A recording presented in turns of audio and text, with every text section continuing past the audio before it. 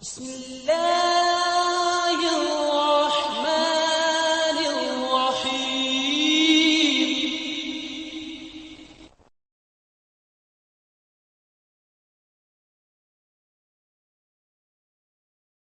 صلح حدیبیہ کا جب معاملہ ہوا، آپ نے کہا نبی پاک صلی اللہ علیہ وسلم نے کہا کہ چلیں، حضرت عمر نے کہنا نہیں مانا، ٹھیک۔ اس کے بعد بیٹھ گئے، پھر گئے، نبی نے روک دیا، پھر بھی عمر جا رہے ہیں ابو بکر کے پاس، کیوں؟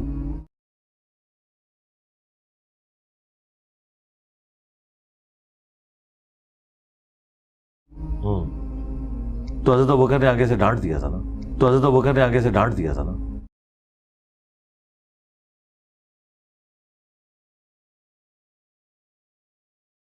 گئے کیوں؟ ہاں گئے اس لیے کہ حضرت عمر کی طبیعت میں 14 ایک صدی کا کمزور بندہ جہاں پہ نبی کا فرمان آ جاتا ہے تو ایسے کر لیتے ہیں۔ اگر آج مسلمان اس طرح ہے نا، اس زمانے میں بھی مسلمانوں سے ایسی مس ہینڈلنگ ہو جاتی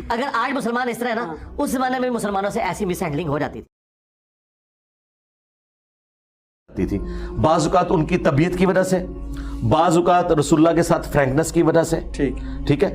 وہ حضرت ابوبکر کے پاس رسول اللہ کی شکایت کرنے نہیں گئے تھے۔ ابوبکر کی کیا اوقات تھی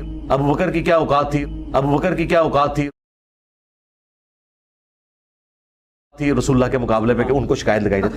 اسلام کا غلبہ چاہنے میں تھوڑا سا ان سے غلوف ہو گیا، اور وہ بھی بخاری مسلم میں وہ کہتے ہیں میں پوری زندگی شرمندہ رہا ہوں کہ میں نے رسول اللہ پہ جرأت کی، مجھے نہیں کرنا چاہیے تھا۔ ہاں شرمندہ، اس پہ بھی شرمندہ رہے۔ اور جو انہوں نے جب عبداللہ ابن ابی کا جنازہ پڑھانے لگے تھے، حضور کے آگے سامنے کھڑے ہو گئے تھے،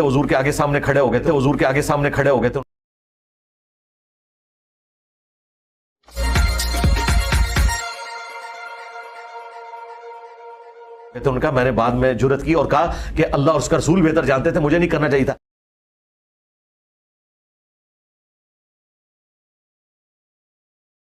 لیکن وہ جب کر رہے تھے نا، اس وقت وہ پیورلی پوری ایمانداری کے ساتھ وہ یہ سمجھتے تھے،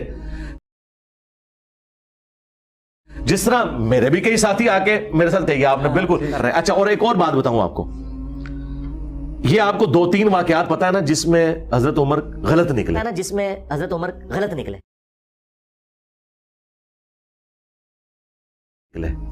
کئی واقعات ہیں جس میں حضرت عمر نے اگر ایسی ایکٹیویٹی کی ہے تو حضور نے حضرت عمر کی بات مان لی ہے۔ مثلا مسلم میں ایک حدیث ہے کہ حضرت ابو ہریرہ نے حضور کی جوتیاں اٹھائی ہوئی ہیں اور اناؤنسمنٹ کر رہے ہیں کہ جس نے بھی لا الہ الا اللہ پڑھا وہ جنت میں جائے گا، خواہ وہ زنا کرتا ہو، چوری کرتا ہو، جو مرضی کرتا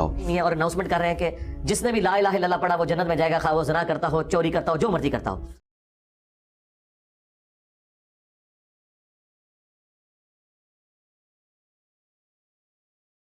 آگے حضرت عمر آگے، انہوں نے حضور کی جوتیاں دکھائیں گارنٹی کے طور پہ کہ میں حضور سے سن کے آؤں۔ انہوں نے پہلے تو پھینٹی لگائی حضرت ابو ہریرہ کی،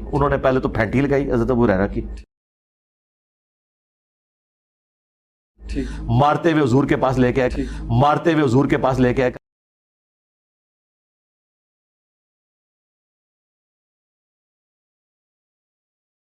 کہا کہ حضور کی کس قسم کی باتیں کر رہا ہے۔ اب فرمایا کہ میں نے اس کو بتائی تھی یہ بات، کہ یا رسول اللہ اگر آپ اس طرح اناؤنسمنٹ کروائیں گے تو لوگ عمل کرنا چھوڑ دیں گے۔ آپ فرمایا ٹھیک ہے، پھر لوگوں کو عمل کرنے دو۔ اور وہ بھی حضرت عمر کا دیکھیں، حضرت عمر کا وہ آپ اس کو شرح صدر کہہ لیں، تکا کہہ لیں، وہ لگ اس لیے گیا کہ وہ ان کی طبیعت تھی۔ مثلا حضرت عمر کی یہ طبیعت تھی کہ یا رسول اللہ آپ کی بیویوں کو تو پردہ کر کے نکلنا چاہیے، نبی کی بیوی ہو، کسی کی جرأت کے حضور کی بیوی کی طرف دیکھ لے۔ اب یہ ذرا ان کی طبیعت کی سختی ہے، ٹھیک ہے نا، انہوں نے اپنی طبیعت کے مطابق مشورہ دیا، وہ لگ گیا۔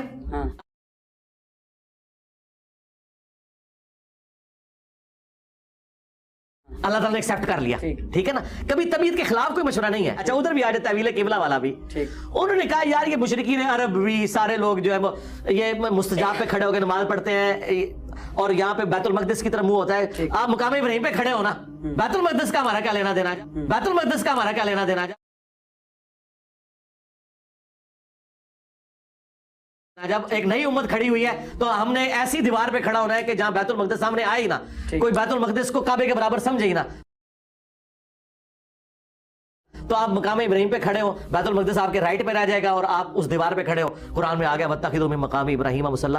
آپ یہ سارے مشورے، میں آپ کو بتاؤں حضرت عمر کے زمانے میں اگر میں ہوتا نا، میرے مشورے بھی تقریباً ایسے ہی ہوتے ہیں جو حضرت عمر کے تھے. حضرت عمر کے زمانے میں اگر میں ہوتا نا، میرے مشورے بھی تقریباً ایسے ہی ہوتے ہیں جو حضرت عمر کے تھے، طبیعت کی سختی کی وجہ سے.